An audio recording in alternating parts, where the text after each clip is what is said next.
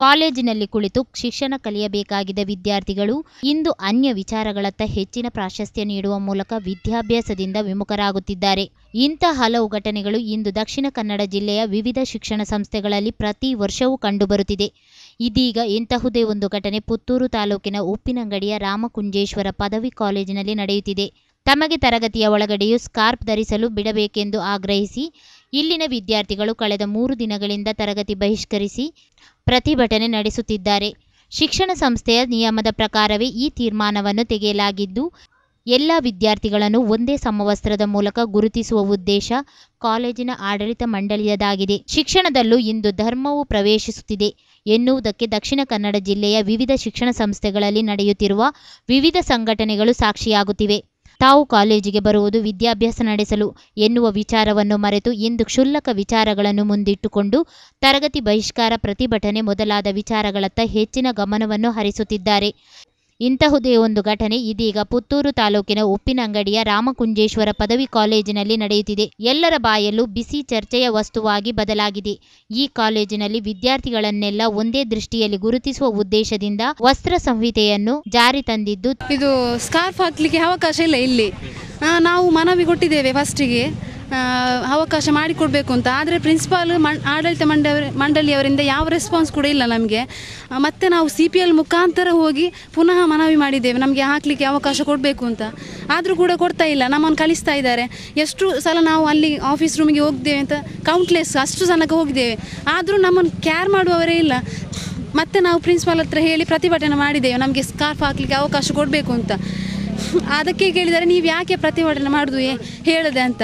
ಮತ್ತೆ ಹೇಳ್ತಾರೆ ನಾವು ರೂಲ್ಸನ್ನು ಚೇಂಜ್ ಮಾಡೋದಿಲ್ಲ, ನಿಮಗೆ ಅವಕಾಶ ಕೊಡೋದಿಲ್ಲ ಅಂತ.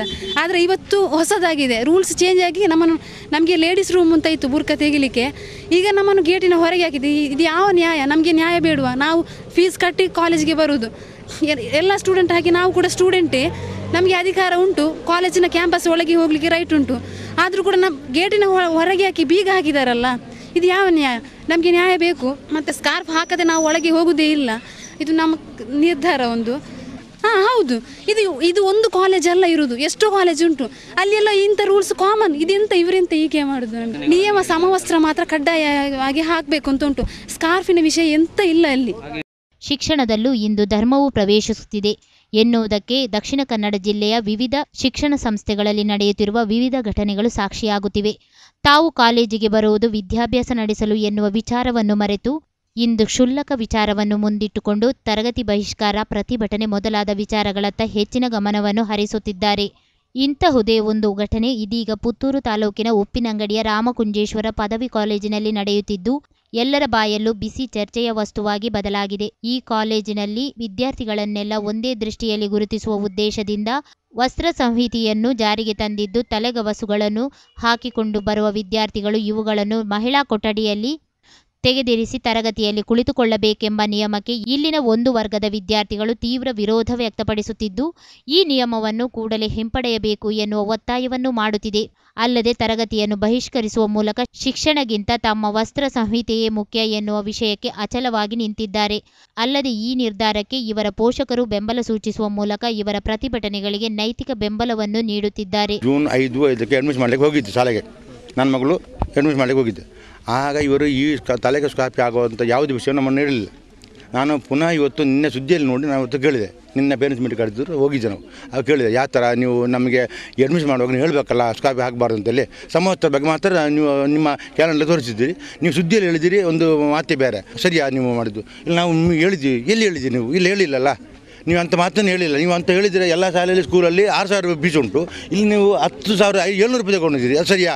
ಅದು ನಾವು 10,700 ರೂಪಾಯಿ ಕಟ್ಟಿ ನಿಮ್ಮ ಹತ್ರ ಯಾವುದೇ ಒಂದು ಆ ಹಣ ಕಟ್ಟಿದ ಬಗ್ಗೆ ನಾವು ನಿಮ್ಮ ಹತ್ರ ಕೇಳಿಲ್ಲ. ನೀವು ಹಣ ಜಾಸ್ತಿ ಆಗಿದ್ದೀರಿ. ನಾವೇ ಕೇಳ್ತಾ ಇರೋದು ನಮ್ಮ ಮುಸ್ಲಿಂ ಹಕ್ಕು ಅದೇನಿದೆ, ಆ ತಲೆಗೆ ಯೂನಿಫಾರ್ಮ್ ಹಾಕುವಂಥ ಡ್ರೆಸ್ ಜೊತೆಯಲ್ಲಿ ಒಂದು ತಲೆಗೆ ಹಾಕುವಂಥ ಬಟ್ಟೆ ಬರ್ತದೆ, ಅದನ್ನು ತಲೆಗೆ ಹಾಕ್ತಾರೆ, ಇಷ್ಟೇ ನಿಮ್ಮ ಹತ್ರ ಕೇಳ್ತದೆ. ಅದಕ್ಕೆ ನೀವು ಯಾವುದೇ ರೀತಿಯಲ್ಲಿ ನಮಗೆ ನಮ್ಮ ಮಕ್ಕಳಿಗೆ ಸಹಕಾರ ಕೊಡ್ತೇ ಇಲ್ಲ.